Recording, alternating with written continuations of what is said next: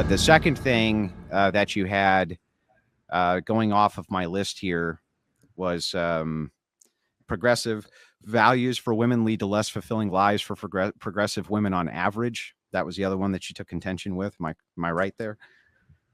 Or I would just like, I guess I'd like to hear you elaborate more on it. I've heard conservatives say that women fulfilling traditional roles tend to be happier. Is that kind of the crux of your argument? Well, it depends on what you mean by a traditional role. So I think people get these confused a bit. I think that a lot of times progressive women are thinking like 1930s or 40s utopian nuclear family dynamic household leave it to beaver style. But that's not actually correct. When we're talking about tradition, we're just basically doing everything within the frame of the religious. So when we're talking about progressive values, they're all based on secularism. So they have nothing to base anything on except their own subjective preferences. And so they end up in this kind of quagmire of contention. But if you want to just go off of empirics, the mental illness for women is off the charts in comparison to men. It's in fact, even seeking professionals for women is off the charts in comparison to men. So is the rates that they attempt in adolescent suicide in comparatively to men. As the society, in other words, has become more egalitarian across the board, women seem to be suffering more, not less. In fact, there's a paper here which I can link you, and this paper cites it pretty good. It's called an evolutionary. I'm sorry. It's a the paradox of the leadership gaps and the paradox of the gaps when it comes to mental health in women. It asks the question, how come gains in women's rights haven't made women any happier? How come that hasn't actually done anything to produce these happy women that feminism promised us when feminism first began through the suffragettes? Like, what's the what's the aim here? What is the aim of feminism if not a happier, better society for women? Why are they all so fucking miserable the more egalitarian they get? Um, I guess it depends whether you value hedonism or not. I don't know if a lot of people consider happiness and pleasure as like the ultimate goal of life. Like, I think a woman could say, maybe I'm happier, like less happy in this situation, but I don't necessarily regret it. I think a lot of people do like pursuing something that gives them a sense of purpose. But I don't know if necessarily pursuing something that gives you purpose leads to more pleasure in your life. Yeah, but what would be your explanation for women having more trouble with mental health and reporting in almost every single individual aspect of their life that they're more miserable than when the polls that came before polled them in years past, where they're saying that they were much happier? And society had a much larger gap between men and women with what women were allowed to do, including things like bank accounts, things like this. I mean, we've definitely come a long way with feminism, especially in the last 40 years, but the miserable index for women is at an all-time high. I can't fathom how that could be possible as we close this gap if feminism is accomplishing its goal, why women are more miserable under it. I don't know if this is necessarily the answer, but I would say that if you asked me 10 years ago when I'm like 13 years old, if I have anxiety, I would say no, because I don't really have necessarily the self understanding of what that means. Versus if you ask me now, I'd say yes. I don't think that necessarily means that I have more anxiety or that my life is worse than it was 10 years ago. I would say by every metric, my life is significantly better and that I'm significantly more fulfilled. So I think likewise, if women are kind of relegated to the household into traditional roles and they're kind of isolated and they can't really A/B test what life is like outside of it, then I think it's easier to dismiss negative feelings. Like, I think you need to have So wait, hang on. I positive just want to feelings make to sure I feel got negative this and vice right. versa. I Hmm? want to make sure I got this right. I want you to understand that the argument you just made was you said it's because those dumb housewives haven't experienced anything outside of being dumb housewives. So basically, it's blissful in their ignorance. That's what you're saying. I don't know if I would say dumb. I would say sometimes, hmm. For instance, I think they would. I saw a statistic that says in some countries, like in less developed countries, people there also report more happiness. But I don't think the average Western person would say that they have a better life necessarily.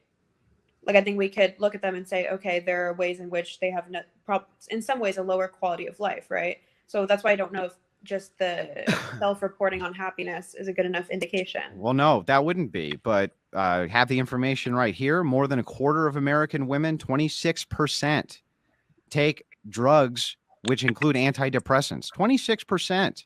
That more than a quarter of all women take antidepressants. What is it, Andrew? What is it? What is it? What is it for 26, men? What's that? What is that number for men? Just so we have a comparison. Varies between 12 to 15%. Okay, got it. So it's much lower. Okay, much lower. Same thing with antipsychotics. Okay, women aren't doing so hot, and all this egalitarianism that you've been pushing for, that has been going full throttle. You've been getting everything that you feminists have wanted, and when it's delivered unto you, you seem to go batshit fucking crazy. Isn't that weird? Isn't that odd to you? I think the number of people on antidepressants has gone up in general, even for men, right? Slightly, yes. But the deviation between men and women. What would you attribute that uptick in male usage of antidepressants to? I would say it's due to male oppression. The fact that men have been systematically oppressed inside of the United States under these horrific egalitarian laws, where we don't have egalitarianism at all, but rather we get raped in divorce courts. The laws are fundamentally unfair, and for the same crime that a woman is charged with, men are unfairly punished. The suicide rates of men are sky high in comparison to women. They get the job done. It's not that women don't attempt it, but it's mostly a cry out for help because they take pills, and then they call somebody and say, I took some pills, come save me.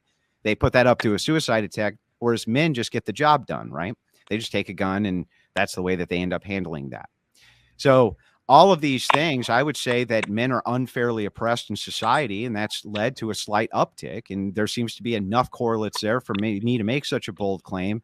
But I would like to still know, because we seem to just be begging the question, why in the world do you think that women who have more egalitarianism now than ever before, have more of these gaps closed than ever before, are more fucking miserable than ever before?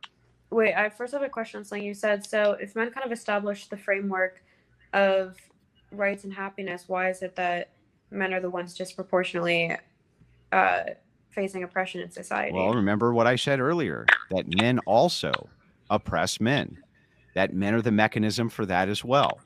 I don't blame women for this. That's not the crux of my argument. I still think that men are the responsible party when it comes to the oppression in general of other men. But why in this particular, disproportionately affecting men more than women? If men are the ones who are, like you said, it's not disproportionately affecting women more than it is men. It's just that in this particular case, when you're talking about the uptick, the slight uptick in things like suicidality and things like this, it's because the laws, which are on the books, tend to favor women, because women are a great consumer arm for corporate America. They're in charge of most of the money. Literally, they're in charge of almost all consumer spending. So laws are kind of tailored to kiss their ass. Corporations and lobbyists have gone out of their way under feminism to make sure that women's asses are kissed, and men seem to suffer greatly because of that. Okay, so men create a framework that oppresses men so that they can make more money off female consumer spending? Is that what I said? Is that honestly what you think I said? I need to know. Is that honestly what you think I just said? I'm asking. Yeah, I know you're asking, but you're asking a question that's not in relationship to anything I just said. So the question doesn't even make sense. So what just happened would be like if I walk over to a guy and I say, what color do you want me to paint your fence? And he looks at me and he says, margarine hat. Be like, what the fuck are you talking about, right? You might be asking me a question, but it's not in relationship to anything I just said. So do you want to ask me a question in relationship to something I actually said? Sure. Can you summarize what your point was then?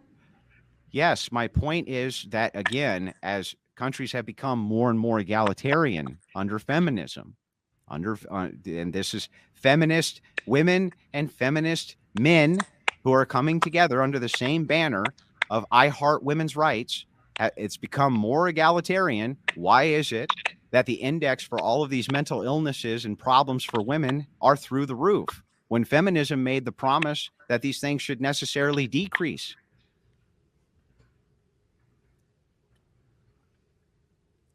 feminism made the promise that mental illness for women would go down. That all I thought aspects of feminism was women, about that the ensuring equal quality, opportunity. I don't know if feminism that is the promising that quality you're going of to be women's trusted again. lives would greatly increase. It has not seemingly done that, unless you think that a woman's quality of life is not impacted by mental illness, which I would say it is, especially if 25% are on an antipsychotic, antidepressant, or some variation thereof.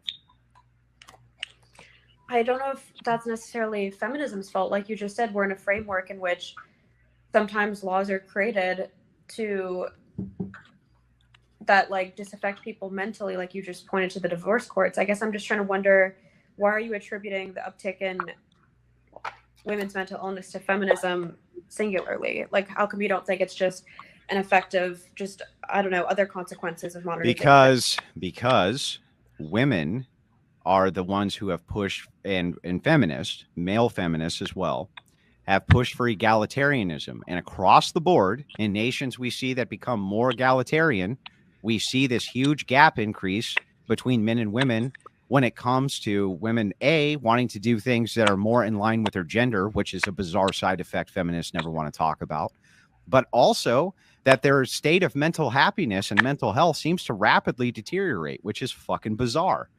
These are, we can link this because we can look at other countries that have way more egalitarianism than even the United States, and we see similar numbers. Yeah, I guess I should probably read more about those studies, and then we can reconvene at a later time. I don't want to.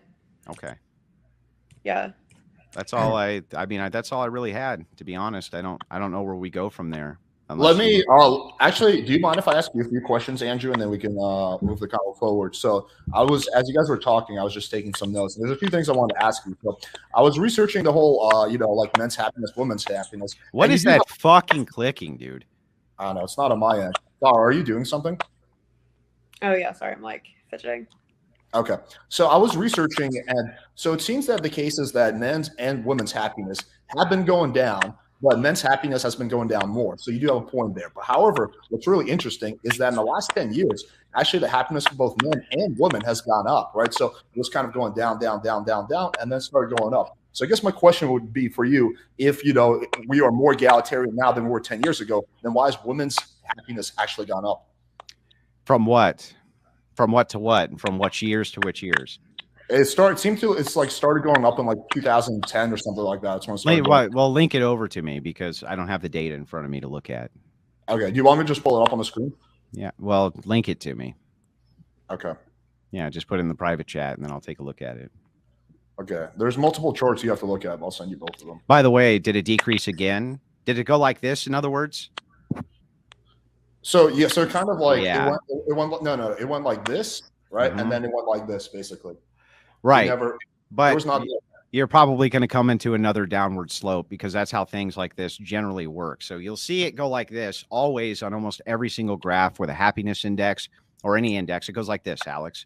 It'll start going up, then it'll decline. It'll go slightly up, then it'll decline, then it'll go slightly up, then it'll decline. So the reasons, there could be any number of reasons for this, including just which poll you're looking at which time. It seems like there is, well, this only goes up to 2016, so I don't know what happened after 2016, but it seems like there's no decline that I'm seeing on these charts. Is there like a specific chart that you're referencing that we can take a look at? Yeah, I do have some data handy if you want to take a look at it, especially on the gender gap in mental health. So just more about like overall happiness based by gender. Yeah, but my point isn't even based around the overarching happiness or overall happiness, but whether or not women have gotten more miserable as they become more equal or more egalitarian with men. And the appearance is yes, and that men themselves seem to do a lot better. They seem to be doing, even in the worst of circumstances, better than women who now have better circumstances than they've ever had. That's the point. Regardless of what the external chart would, even if it showed the happiness index going slightly up or slightly increasing, I don't even think that would contend with the point, really, Alex. Well, if around 2010 women's happiness started progressively going up, wouldn't that kind of mute the whole argument?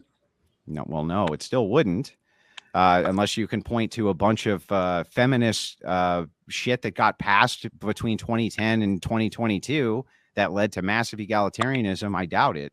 Oh, No, I don't think feminism makes women happy. That's yeah. not the point I'm arguing. I I'm just would saying expect in this is almost a any concept. chart, yeah, in almost any chart that you would look at for a happiness index or drug taking index or anything else, there would always be a point of decline where it hits bottom and then begins to gradually go up, begin to start to stabilize, and then maybe start another long drop. So it's hard to say exactly why that Do you would think be. there's a wait, Far, you gotta stop typing. It's super loud and like the whole chat is going crazy. Do you think though it's possible that maybe it's a non sequitur, meaning there's other things that have caused women's happiness and men's happiness too, but to a lesser extent go down between like 1950 and 2000? Do you think there could be anything else that could have done that? Oh, there's tons of factors. Nothing's ever one-sided or has one faucet to it. It's probably a multifaceted issue, of course. There could be tons of other factors that come into play, but that still just kind of begs the question for this factor, which we do see a high correlation with in almost every nation that has feminism and egalitarianism in the first world, that as they become more egalitarian, this bizarre split begins to happen where not only do women start doing more traditionally womanly things when it comes to their jobs, which is bizarre, you would think that they wouldn't, but suddenly they don't want to become trash collectors. Suddenly they don't want to become dump truck drivers. Suddenly they don't want to become electricians. They don't want to become any of those things they fought so hard to become. It's so weird, but they actually move towards the opposition when they have full egalitarianism, interestingly enough.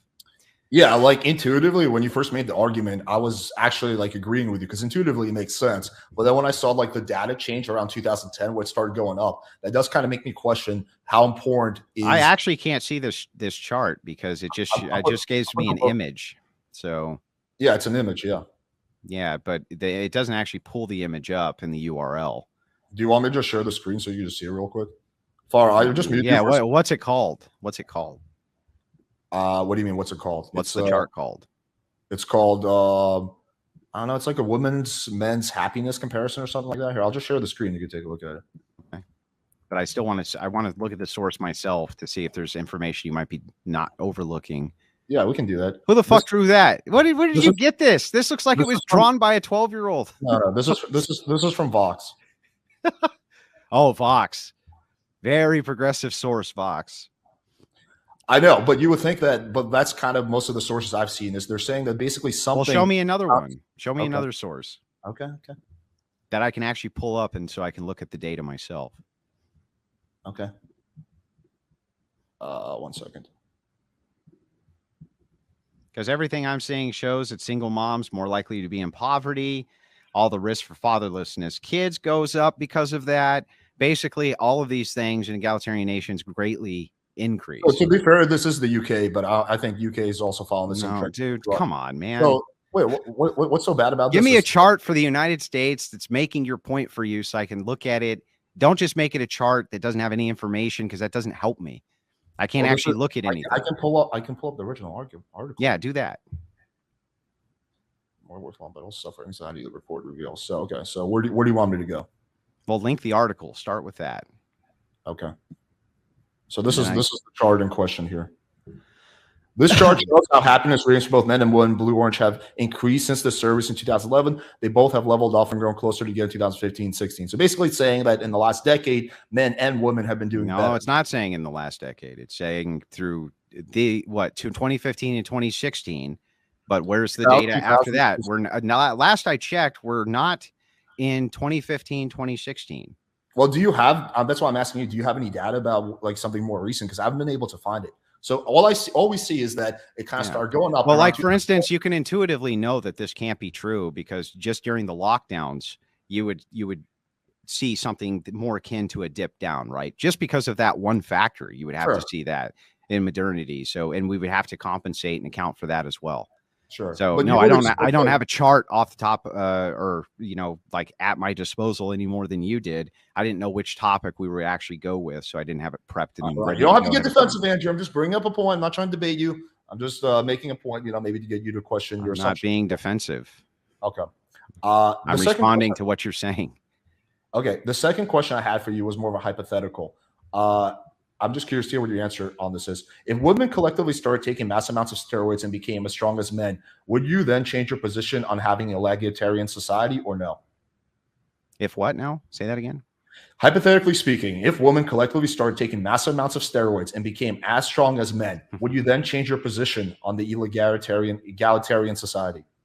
No, I think that there's also intuitive things that men are better at. They're naturally better at. And even then, I think that men would still have an advantage, even if the strength somehow in this hypothetical monolithically was equalized. I still think that men would have an advantage, though I would have to rethink the entirety of the position then of where rights came from, because the advantage would be significantly more limited. I would agree that that's true, but I still think we'd have advantages in other domains. Okay, fair enough. All right. Anyway, so let's. I just had those two questions. Let's just get back to the initial debate. I don't want to start debating myself. So I'm sure you guys have plenty of other points of contention. What were some of the things that you mentioned? You gave me a list of 6 things in the beginning. We did 2 and 3. What was number 1? What was number 4? What was number 5? Yeah, so the first one is that women's suffrage and the women's right to vote has been bad for democracy and bad for women in general.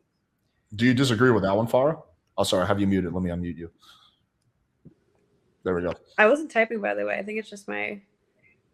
Yeah, that was well. As soon as I muted, there's you, a finger tap. I think you got your finger next to your phone. Yeah. Tapping. Yeah, as soon as I muted you, the clicking went away. Making You're good now. Right now, there's no noise. Yeah, there is. Oh yeah, there's fuck. I don't know what it is. I'm not typing. It's okay. It's no big deal. You're good. Yeah, let's just ignore that. So yeah, do you agree with what he said or no? I'm assuming you don't agree with that. Is that women's? Say it again. Women's suffrage and the women's right to vote has been bad for democracy and women. I mean, I'd probably disagree. I guess if we have these specific topics, I guess if we were just talking about feminism in a broad way, it's harder to read and think about it. But I guess if we have specific topics in mind, like if you want to talk about women's happiness and feminism and then the basis of human rights, we can always reconvene and I can read more about it and then come to a more concrete opinion on these things, I guess, right now. That sounds fair. Yeah, I'm fine with that. Alex, you can always bring on guests if you want to kill 40 minutes with Q&A or something. Yeah, sure. I guess the second thing I would bring up, which I think you guys might be better as a discussion, is gender roles. So I'm assuming Andrew believes in very strong traditional gender roles. I'm assuming, Farah, you do not, or am I wrong? Yeah, that would be incorrect. I think that the construction of gender is false and that there's only sex and sex roles, and that what you would consider to be gender is actually conflated with sex, and that gender in and of itself is nothing more than fashion. That's all it is. It's just a here and now fashion statement, essentially. I don't think that gender as you understand it and as I understand it, I think are completely different things. I think that when you think of gender, you're just thinking of behaviors that are feminine. And when I think of gender, I think of sex roles, and that the sex roles themselves are what contributes to the behavior, not choices necessarily. Okay, sure. So just rephrasing from gender roles to sex roles. You believe that biological males, men, should act like men. You don't believe that they should be the caretakers, for example, or they should be you believe they should work, they should do masculine shit, and the woman should stay home with the kids. Right? I believe that men should act in a way that is virtuous, under the confined paradox of deontological Christian ethics and virtue ethics. Yes.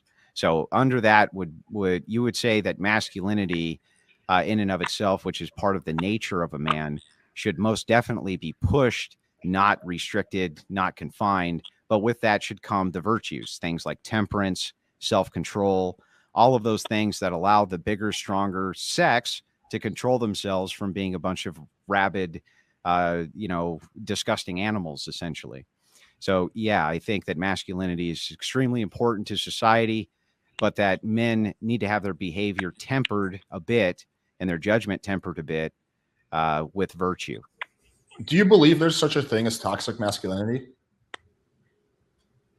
It depends on how you mean it. If you mean can some of these red pill idiots go too far with this shit? Yeah.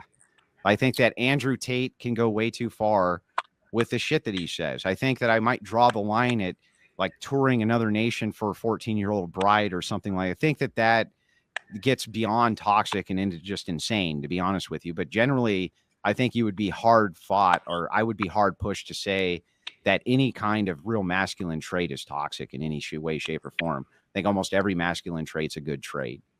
And I think that women love us for having them.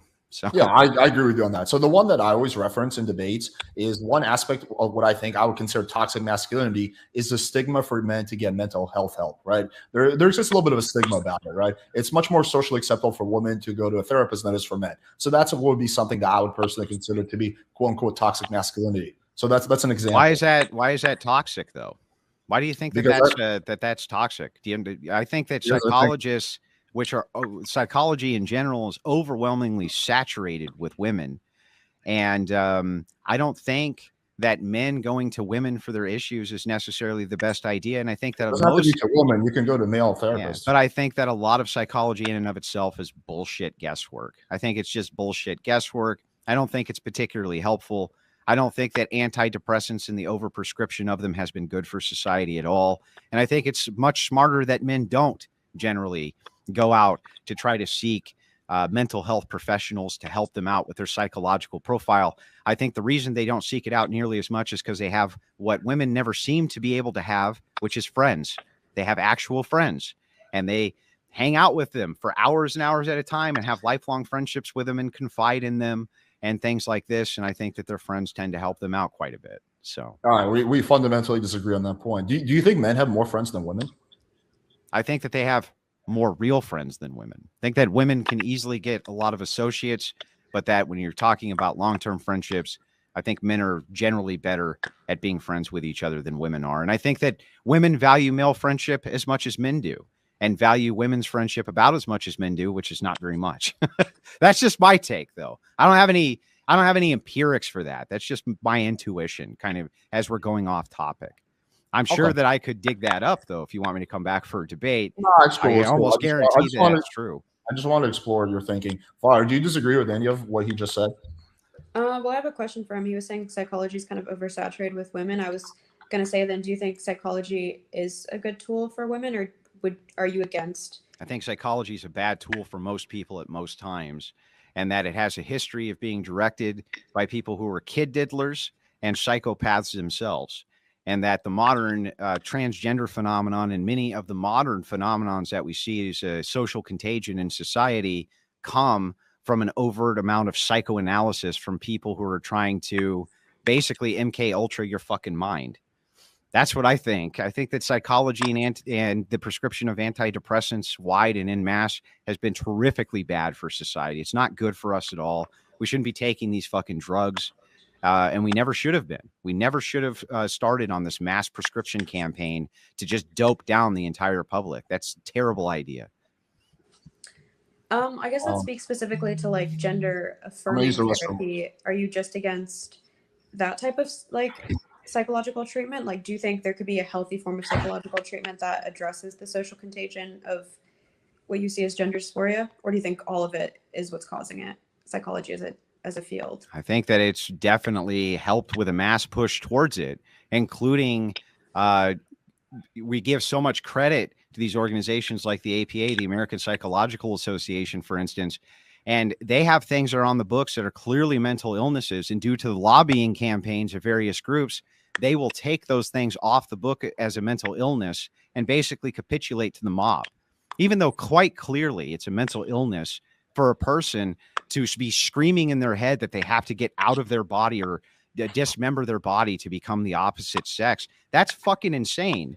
But the move to classify this as other than mental illness is bizarre to me.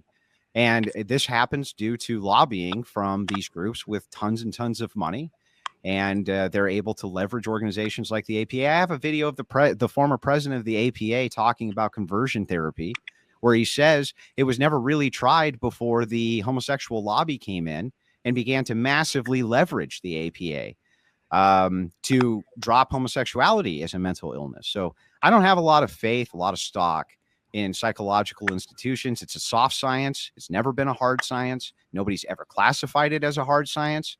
The empirical data can almost never be replicated. It's the top at the replication crisis under the sociology banner. So yeah, I have a lot of problems with psychology and psychoanalysis. And I think that the overprescription of society is terrible for us. And I think that Alfred Kinsey, who started the trans movement in general, was a sick kid diddler. Yes. I agree with all the things you said. My only critique would be I feel like you're throwing the baby out with the bathwater, meaning like whatever confirmation therapy, whatever the fuck it's called, is a small part of therapy. Like most people are not going to there for that. I think for some people, like including myself, I've been very public about the fact that when I was going through a hard time, I went to therapy, and it was like very, very good for me, right? Like it prevented me from becoming an alcoholic, prevented me from even potentially doing something worse, right? So I think it can be very good if you go to the right therapist, though. That's a key precondition. Let me ask you a question. Did they put you on any antipsychotics? No, I've never taken an antipsychotic. Right. So that's the thing. When we're talking about this, remember that a response to therapy or things like this, a lot of this is the issuance around antipsychotic drugs. Yeah, I'm not a fan of that. Yeah, but these are all things that begin to move your state of mind into a suggestive state of mind, where you can then through heavy suggestion be led to do all sorts of different things. It's a mass dumbing down of the public from psychologists, honestly, from that entire field.